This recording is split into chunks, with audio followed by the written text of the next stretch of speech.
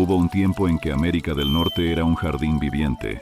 Cada valle, cada bosque y cada río alimentaba a pueblos enteros con vegetales que hoy casi nadie recuerda. Eran tan nutritivos que salvaron civilizaciones del hambre. Y aún así, fueron borrados de la historia. No por accidente, sino por diseño. Mientras ahora pagamos fortunas por superalimentos extranjeros, los verdaderos superalimentos, los nuestros, desaparecieron bajo la agricultura moderna. Hoy vas a conocer 16 vegetales nativos que podrían devolvernos lo que perdimos: sabor, fuerza y conexión con la tierra. El regreso del topinambur. Entre todos esos héroes olvidados, uno destaca: el topinambur, también llamado sunchoke. Pocos estadounidenses lo conocen, y menos aún lo han probado. Sin embargo, este tubérculo nudoso y discreto fue el salvavidas de innumerables comunidades durante los inviernos más crueles. Los colonos lo bautizaron erróneamente como alcachofa de Jerusalén, aunque no proviene de Jerusalén ni guarda parentesco alguno con las alcachofas. Un error de marketing que lo persiguió hasta su desaparición. Bajo tierra, el topinambur crece silencioso, humilde, con la tenacidad de una planta que se niega a rendirse. Tiene un sabor entre la patata y el castaño de agua, con una dulzura ligera y un toque a nuez. Pero su verdadero poder no está en el sabor, sino en su resistencia. Donde otros cultivos se marchitaban, el topinambur prosperaba, soportaba heladas, suelos pobres, sequías y abandono. Durante siglos, fue el alimento perfecto para los pueblos nativos, fácil de guardar, imposible de matar. Se almacenaba bajo tierra o en sótanos frescos y se mantenía comestible durante meses. Se podía comer crudo, crocante y jugoso, o asarse junto al fuego hasta volverse dorado y dulce. Más que un alimento, era un salvavidas. Rico en hierro y potasio, evitaba enfermedades como el escorbuto en tiempos donde la desnutrición era una amenaza constante. Y lo que los pueblos nativos descubrieron por experiencia, la ciencia lo confirma hoy. El topinambur está lleno de almidón resistente, un alimento para las bacterias buenas del intestino, sin saberlo. Los antiguos agricultores indígenas ya cultivaban uno de los mejores prebióticos naturales del mundo. Pero con la llegada de la patata sudamericana, el topinambur fue desplazado sin compasión. La patata era más fácil de cocinar, más conocida y, sobre todo, tenía mejor reputación. Así, el vegetal que había salvado vidas terminó convertido en rareza. Hoy, irónicamente, se vende a precio de lujo en tiendas gourmet. Un superalimento redescubierto por quienes olvidaron sus raíces. El misterioso venenoso convertido en banquete. En la costa este, los pueblos indígenas se enfrentaban a un desafío distinto. Allí crecían plantas que, a simple vista, eran un riesgo mortal. Sin embargo, donde otros veían veneno, ellos veían posibilidad. El tuckahoe, también llamado arrow arum, era un tubérculo que podía matarte si lo comías crudo, pero con el conocimiento adecuado se transformaba en una fuente segura y abundante de energía vegetal. Crecía en pantanos, donde ningún otro cultivo sobrevivía, alimentándose de barro y agua estancada. Y allí, precisamente, estaba su valor. Crecía donde nada más podía crecer. La preparación era una mezcla de ciencia y paciencia. Los pueblos nativos sabían que para volverlo comestible había que neutralizar sus toxinas. Lo asaban durante horas o lo sumergían en agua corriente durante días enteros. El resultado: un alimento denso, nutritivo y completamente seguro. Las hojas del tuckahoe tampoco se desperdiciaban. Eran el envoltorio perfecto para cocinar pescado al vapor o preparar guisos sin necesidad de utensilios. Todo se usaba. Nada se desechaba. Esa sabiduría ancestral no solo evitaba el hambre, enseñaba a cooperar con la naturaleza, a adaptarse a ella, en lugar de intentar dominarla. Hoy, ese conocimiento ha quedado casi perdido, guardado apenas en archivos antropológicos y en la memoria de unos pocos ancianos que aún recuerdan su preparación. El tesoro de las llanuras. Viajemos ahora al corazón de las praderas, donde el viento nunca se detiene. Allí, En un suelo que alterna entre fuego y hielo, floreció otro héroe vegetal, el prairie turnip, o Tipsila. Las tribus nómadas lo conocían como su snack del camino. Durante las largas expediciones de caza del búfalo, las mujeres lo recolectaban, lo cortaban en finas láminas y lo secaban al sol. Una vez deshidratado, aquel humilde tubérculo se volvía casi indestructible. Podía almacenarse años sin estropearse. La Tipsila era energía pura. Rica en fibra, vitamina C y minerales esenciales, suplía la ausencia de verduras frescas en los meses duros. Se comía tal cual, o se molía hasta obtener una harina que servía para preparar sopas o panes. Su secreto era su dureza. Cuanto más árida la tierra, mejor crecía. Era la planta que convertía lo imposible en alimento. Pero la modernidad no perdona. Con la llegada del arado y los cultivos comerciales, las praderas fueron sustituidas por maíz y trigo. El ganado devoró lo que quedaba. Hoy, hallar una Tipsila silvestre es casi un milagro. Lo que antes fue el corazón alimenticio de las llanuras se convirtió en un fantasma del pasado. La patata, que superaba a la patata. Entre los bosques y márgenes de los ríos, otra planta silenciosa ofrecía su milagro, el groundnut, o patata india. Pese al nombre, no era un fruto seco, sino una enredadera con tubérculos que humillaban a la patata común en valor nutricional. Mientras la patata apenas ofrece almidón, el groundnut contenía el triple de proteína. Era un alimento completo, potente y versátil. Crecía sin cuidados, en suelos pobres, entre las raíces de los árboles. Podía hervirse, asarse o machacarse para espesar sopas. Era la proteína vegetal de las tribus, su reserva de fuerza. Si existiera justicia nutricional, hoy el groundnut estaría en cada supermercado. En cambio, fue borrado del mapa agrícola. Su cultivo exigía tiempo y paciencia, dos cosas que la agricultura industrial no sabe regalar. Así, la comodidad moderna lo sepultó bajo toneladas de patatas idénticas y sin alma. Lo que perdimos cada uno de estos tubérculos, el topinambur, el tuckahoe, el prairie turnip y el groundnut, era más que comida. Eran testamentos de adaptación y sabiduría ecológica. Cada raíz guardaba una historia de supervivencia. Una lección de cómo vivir en armonía con la tierra. Hoy los hemos reemplazado con cultivos fáciles y rentables, sacrificando nutrición, biodiversidad y tradición por conveniencia. La pregunta ya no es por qué desaparecieron. La verdadera pregunta es, ¿qué perdimos con ellos? Quizás, entre los surcos vacíos de nuestra agricultura moderna, aún resuene la voz de quienes entendieron que la tierra siempre devuelve lo que se le da, si sabemos escucharla. La verdura, que hizo quedar en ridículo a la espinaca moderna. El protagonista de este primer capítulo podría crecer ahora mismo en tu propio jardín, y probablemente lo arrancarías pensando que es una mala hierba. El cenizo, también conocido como lamb's quarters, fue una de las verduras más nutritivas de la antigüedad. Alimentó a pueblos enteros, y aún así, hoy casi nadie recuerda su nombre. Este verde rudo contiene más calcio que la leche y tanta vitamina A que haría sonrojar a una zanahoria. Los pueblos nativos no se la toparon por casualidad. La cultivaban, seleccionaban y veneraban desde hacía milenios. Su fortaleza era su mejor carta de presentación. Crecía donde otros cultivos fracasaban. Suelos pobres, zonas húmedas o terrenos removidos. Para ella, el desorden era un lujo. Pero lo más ingenioso era su uso integral. Las hojas tiernas se comían frescas en primavera, las más maduras se cocinaban como espinaca. Las semillas se molían para hacer harina proteica, y los tallos jóvenes también terminaban en la olla. Nada se desperdiciaba. En invierno, las hojas secas garantizaban vitaminas cuando la nieve lo cubría todo. Era un sistema alimenticio autosuficiente, resiliente y gratis. Y aquí llega la ironía. Mientras hoy pagamos fortunas por polvos verdes importados de la otra punta del mundo, destruimos con herbicidas la misma planta que durante siglos salvó vidas. El cenizo crece solo, sin riego, sin fertilizantes, sin drama. Es como si la naturaleza nos ofreciera salud en bandeja y nosotros, tercos, decidiéramos arrancarla de raíz.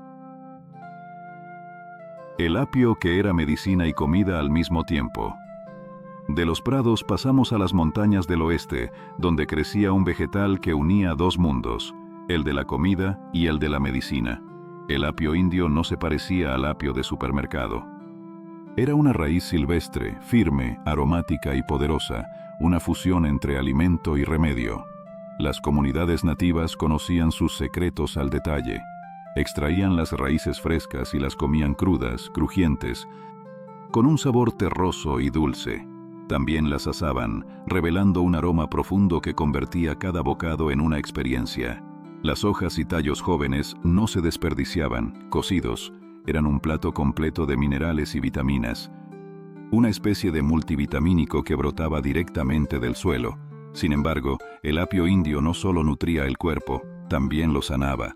Si alguien sufría de problemas respiratorios, tos o congestión, la raíz se preparaba para abrir el pecho y aliviar el malestar. En heridas que tardaban en sanar, sus extractos ayudaban a cerrar la piel. Era farmacia y despensa en una misma planta. No hacía falta un botiquín cuando la medicina crecía bajo tus pies. Pero esa abundancia no duró. Su sobreexplotación y la expansión de la agricultura moderna destruyeron su hábitat. Hoy encontrar apio indio silvestre es casi imposible. Lo que antes era medicina diaria, hoy es una rareza que sobrevive solo en la memoria de quienes aún caminan por los viejos senderos. La planta que podía alimentarte o matarte. Entre las sombras de los bosques del este brota una planta que simboliza a la perfección la línea fina entre el hambre y el peligro, el pokeweed o poke salad. En la América colonial, cuando el invierno se estiraba demasiado y las despensas quedaban vacías, la llegada de los primeros brotes verdes de pokeweed era un milagro. Representaban la vida que volvía. Pero también la muerte, si no se trataban correctamente. Los tallos jóvenes estaban repletos de vitaminas A y C, justo lo que los cuerpos agotados necesitaban. Sin embargo, una vez la planta maduraba, se volvía venenosa de raíz a fruto. Comerla sin conocimiento era firmar tu sentencia. Entonces, ¿cómo lograron convertir el veneno en alimento? Con sabiduría transmitida generación tras generación. Las abuelas enseñaban a las hijas a identificar los brotes correctos, los más tiernos y claros, y a hervirlos 2 veces, desechando el agua en cada hervor. Solo así se eliminaban las toxinas. Ese ritual se convirtió en una celebración de la primavera. Familias enteras salían al bosque juntas, buscando los tallos morados jóvenes. Los niños aprendían a distinguir los buenos de los mortales, mientras los mayores contaban historias de quienes se equivocaron y pagaron caro. No era solo supervivencia. Era tradición, ciencia y memoria cultural condensadas en una cazuela humeante. El tesoro olvidado del girasol salvaje. Por último, llegamos al territorio del sol. En las vastas praderas, los girasoles salvajes formaban un océano dorado. Pero sus habitantes no buscaban las semillas, esas vendrían siglos después, sino los tallos y los capullos. Allí se escondía el verdadero tesoro. Antes de ser domesticado, el girasol era una planta multiusos. Sus tallos tiernos y sus brotes florales eran un manjar. Recolectados en primavera, se asaban sobre brasas o se cocinaban al vapor en hornos de tierra. El sabor era sorprendente. Una mezcla entre espárragos y corazones de alcachofa, con un toque dulce y a nuez. Los pueblos nativos dominaban su cosecha a la perfección. Sabían cuándo el tallo seguía suave, cuándo el capullo aún estaba lleno de savia y cuándo ya no servía para comer. Sin pesticidas, sin fertilizantes, sin labranza, pura lectura de la naturaleza. Además, los girasoles salvajes crecían en cualquier parte. Praderas, márgenes, suelos áridos, incluso en terrenos degradados. Eran símbolo de abundancia espontánea, comida que no pedía nada a cambio. Hoy cultivamos girasoles domesticados gigantes para extraer aceite y alimentar fábricas, mientras ignoramos que los antiguos ya sabían aprovechar cada parte de la planta con elegancia y sencillez. La revolución del girasol y el olvido de la verdadera comida. Durante siglos, el girasol fue símbolo de abundancia y energía. Cada parte de la planta servía para algo. Los tallos se comían, las flores se cocinaban. Las semillas se compartían, pero con la llegada de la agricultura moderna, el girasol se volvió una máquina de aceite. Los agricultores comenzaron a criar flores más grandes, semillas más gruesas y tallos más resistentes para las cosechadoras. La eficiencia triunfó y la tradición murió. Hoy, los jardineros miran esas torres amarillas en sus huertos y no tienen idea de que están viendo uno de los vegetales más versátiles que existieron. Nos quedamos con las semillas, pero olvidamos el resto de la planta. Y, mientras tanto, otro alimento antiguo, uno que una vez alimentó a guerreros y emperadores, está regresando silenciosamente para recordarnos lo que dejamos atrás. Amaranto, el grano, que alimentó a guerreros. Pocas plantas pueden presumir de haber sostenido imperios. El amaranto sí. Este diminuto grano fue la fuente de fuerza de los guerreros aztecas y el alimento de los corredores que cruzaban montañas enteras sin detenerse. Los aztecas lo llamaban la flor que nunca muere, y con razón. Es una planta obstinada, valiente, casi invencible. Donde el maíz se seca y el trigo se rinde, el amaranto sigue en pie, produciendo miles de pequeñas semillas doradas y rojas que parecen desafiar al sol. Su secreto está en su composición. El amaranto contiene los 9 aminoácidos esenciales, más proteínas que la avena y tanto calcio que podría avergonzar a la leche. Las hojas tiernas saben a una espinaca mejorada, cargada de hierro, y las semillas se pueden moler para hacer harina, hervir como cereal o incluso tostar como diminutas palomitas. Las comunidades nativas lo cosechaban a finales del verano y lo almacenaban para los meses de hambre. Su valor no era solo nutritivo, era sagrado. En muchas culturas, el amaranto representaba la inmortalidad. Luego vino la conquista. Los colonizadores españoles, temerosos de su uso ceremonial, lo prohibieron. Más tarde, el trigo tomó su lugar. Aquel grano brillante, libre y resistente, fue desplazado por uno más dócil, más rentable, más fácil de controlar. Paradójicamente, hoy el amaranto vuelve a los estantes como superalimento ancestral. Vendido a precios ridículos en tiendas de lujo, el mismo grano que una vez alimentó ejércitos enteros, ahora se presenta en envases brillantes con etiquetas de exótico. El amaranto no ha cambiado. Somos nosotros quienes olvidamos su valor. El arroz salvaje, el tesoro de los lagos del norte. Rememos ahora hacia el norte, entre los lagos fríos y transparentes de Minnesota. El aire huele a madera húmeda. En la superficie, el viento mece un mar de pastos altos.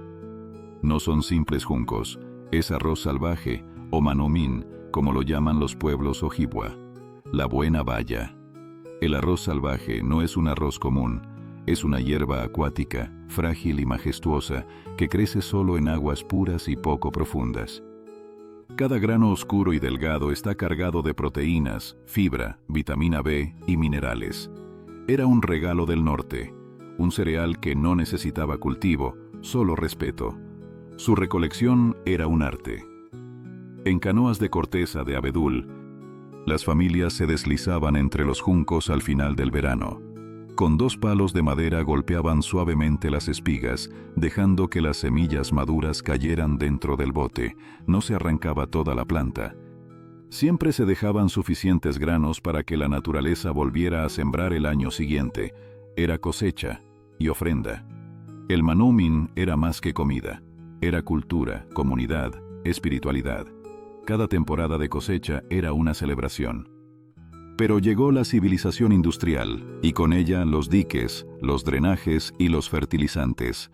Los lagos fueron contaminados, los humedales destruidos y el arroz salvaje casi desapareció. Dejó de ser un alimento sagrado y se convirtió en un producto de lujo. Hoy, el verdadero arroz salvaje, el que crece libre, no el cultivado en estanques artificiales, cuesta más que muchos vinos finos. Paradójico, el alimento que una vez sostuvo aldeas enteras ahora es un capricho gourmet. En cada grano de arroz salvaje hay un eco de la tierra que lo crió, el sonido del remo en el agua, el murmullo del bosque y la promesa de un alimento que solo puede nacer en equilibrio con la naturaleza. Maipop, el fruto tropical. Que crecía en casa de los lagos del norte, saltamos a los bosques cálidos del sur, donde una enredadera con flores moradas y blancas guardaba un secreto tropical, el Maipop. Imagina una fruta con el aroma de la piña, la dulzura de la banana y el frescor de la maracuyá. Suena exótico, ¿verdad? Pues crecía de forma natural en los patios y cercas del sureste de Estados Unidos. Cada verano los pueblos nativos recogían sus frutos redondos, del tamaño de un huevo, llenos de una pulpa jugosa y perfumada.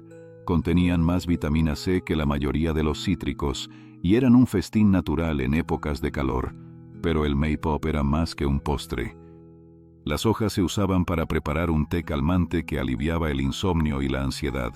Las flores, trituradas, servían para aliviar dolores de cabeza. Era medicina, alimento y belleza en una sola planta. La enredadera era indestructible. Brotaba de nuevo cada primavera, sobrevivía a las sequías, cubría cercas enteras sin ayuda. Pero cuando llegaron las frutas importadas, las piñas de Hawái, las naranjas de Florida, el Maipop fue olvidado. Hoy pocos lo reconocen. Si vieras una enredadera de Maipop al borde de una carretera, probablemente pasarías de largo. Sin embargo, ahí está, el sabor perdido del sur, esperando que alguien vuelva a probarlo. Yauponjoli, el café olvidado de América.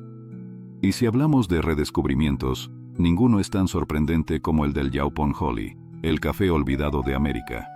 Antes de que existieran Starbucks, tazas de espresso y bebidas energéticas, las comunidades del sureste ya tenían su propia fuente de cafeína, un arbusto resistente, de hojas brillantes y cargadas de energía natural.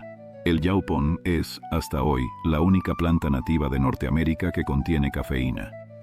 Las hojas se recolectaban, se tostaban sobre el fuego y se infusionaban en agua caliente para crear una bebida fuerte y amarga conocida como el trago negro. No era un simple estimulante, se usaba en ceremonias de purificación, en consejos tribales y rituales de renovación espiritual. Era una bebida social, sagrada y práctica a la vez. Y como todas las historias en este continente, la suya cambió con la llegada de los colonos. Los europeos, fascinados con el té importado y el café extranjero, despreciaron el yaupón por considerarlo primitivo. Irónicamente, mientras construían fortunas importando hojas desde Asia, dejaban marchitar en sus propios jardines una planta que ofrecía lo mismo: cafeína pura, antioxidantes naturales y energía sostenible. Hoy, el yaupon está volviendo. Pequeños productores en Texas, Florida y Georgia lo están reintroduciendo como una alternativa local al té y al café. Y los consumidores que lo prueban descubren que no solo ofrece energía, sino también una conexión directa con la tierra y la historia que lo vio nacer. El fruto tropical olvidado, que crece en los bosques americanos. Entre los árboles tranquilos de los bosques del este de Estados Unidos, aún se esconde una joya tropical que no viene de ningún paraíso lejano. Crece en silencio, perfumando el aire con un aroma tan dulce que parece una broma de la naturaleza. A finales del verano, si caminas por un sendero y notas un olor que recuerda al pan de plátano recién horneado, detente.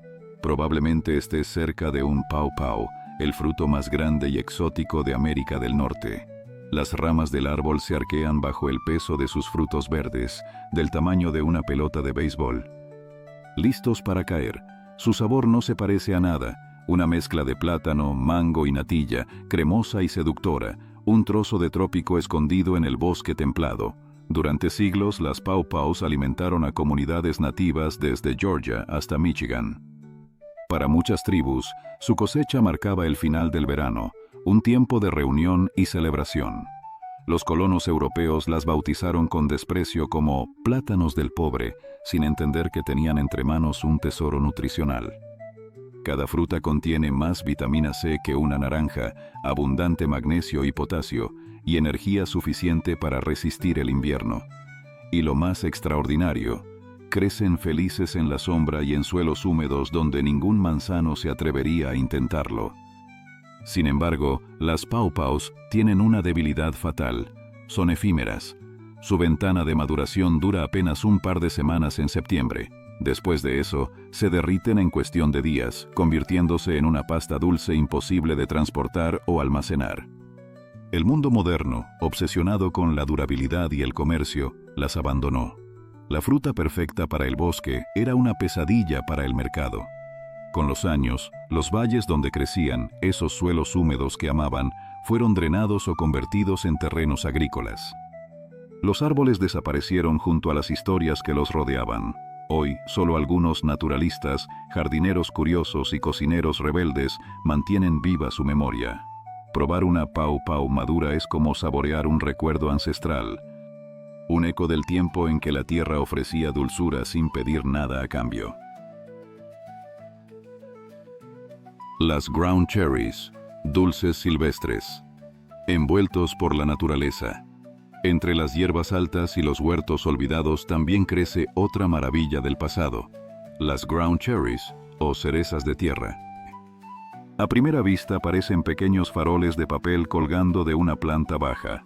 Dentro de cada cápsula dorada se esconde un tesoro, una fruta del tamaño de una uva, brillante, aromática, envuelta en su propio envoltorio natural. Su sabor es un regalo imposible de olvidar, una mezcla de piña, uva y tomate dulce. Los niños indígenas las comían como golosinas, mientras los adultos las convertían en conservas, salsas o tiras de fruta seca que duraban todo el invierno. En algunos pueblos incluso fermentaban el jugo para crear bebidas festivas, una suerte de vino dorado de la pradera. Las ground cherries eran tan resistentes que parecían inmortales. Crecían en suelos pobres, bajo calor extremo o después de incendios. Cada arbusto era una pequeña despensa y su envoltorio natural las protegía del polvo, los insectos y la lluvia. Aún así, la agricultura moderna no las quiso. Su vida útil era demasiado corta. No podían viajar kilómetros en camiones ni sobrevivir semanas en los estantes. Así, una fruta que no necesitaba pesticidas ni cuidados fue reemplazada por otras menos sabrosas pero más eficientes. Hoy, algunos horticultores están volviendo a cultivarlas y quienes las prueban descubren que ese pequeño farol de papel guarda un sabor que parece inventado por la nostalgia. La fruta que la naturaleza envolvió con cariño. Nosotros la desechamos por impaciencia. El Indian Potato. El tesoro escondido bajo la nieve. A veces, los regalos más importantes de la tierra se esconden bajo el suelo, esperando a quienes saben mirar. En los bosques orientales había una planta que podía significar la diferencia entre la vida y la muerte durante los últimos días del invierno. La Indian Potato, o Spring Beauty. Cuando las despensas estaban vacías y la nieve seguía cubriendo el suelo, los pueblos indígenas sabían exactamente dónde buscar. Cavaban con palos o con las manos y desenterraban pequeños tubérculos del tamaño de canicas. Su sabor era dulce y suave, parecido al de las castañas, y su contenido de vitamina C ayudaba a prevenir el escorbuto justo cuando el cuerpo más lo necesitaba. Las flores de la planta, blancas con líneas rosadas, eran una señal de esperanza después de meses de frío. Los niños aprendían desde pequeños a reconocerlas. Donde florecía la Spring Beauty, había comida. Era un alimento estrictamente estacional. No podía almacenarse ni secarse. Debía comerse fresco, justo cuando la naturaleza lo ofrecía. Por eso, más que un recurso, era un recordatorio de que la tierra siempre volvía a dar. Hoy, muchos caminan sobre ellas sin notarlas, arrancándolas como malas hierbas, sin imaginar que, bajo la tierra, se esconde la raíz que alimentó generaciones enteras. Little Barley, el grano que alimentó a los primeros pioneros. Antes de que los campos del Medio Oeste se cubrieran de trigo y maíz, otro cereal reinaba sobre las praderas, el Little Barley, pequeño, humilde. Discreto, este grano fue uno de los primeros cultivos de Norteamérica y el aliado silencioso de las tribus nómadas y los primeros colonos. El Little Barley tenía una virtud que lo hacía invaluable: su rapidez. Se sembraba en otoño, y cuando el resto del mundo aún esperaba las cosechas, este ya estaba listo a comienzos del verano. Mientras otros contaban los días de hambre, quienes cultivaban Little Barley ya molían harina y cocinaban pan. Era un grano modesto, pero poderoso. Su sabor, ligeramente a nuez, y su alto contenido en fibra y selenio lo convertían en un alimento completo. Se hervía como papilla o se tostaba para hacer panes planos. Y, sobre todo, resistía. Resistía la sequía, el frío, los suelos pobres. Era el tipo de alimento que no necesitaba que el mundo fuera perfecto para prosperar. Sin embargo, cuando el trigo europeo llegó con sus cosechas más densas y su promesa de pan blanco, el Little Barley fue empujado al olvido. Las nuevas granjas querían abundancia, no resiliencia. Preferían toneladas a tenacidad. Hoy apenas sobrevive en rincones salvajes, creciendo en silencio entre carreteras y praderas olvidadas. Pero su historia sigue hablándonos. A veces, lo más pequeño es lo que más sustenta. ¿Listo para el próximo paso? Haz clic en este otro video y descubre más secretos de supervivencia y conocimiento ancestral. Y si aún no lo has hecho, dale like y suscríbete para ser parte de la comunidad nativa más grande de YouTube.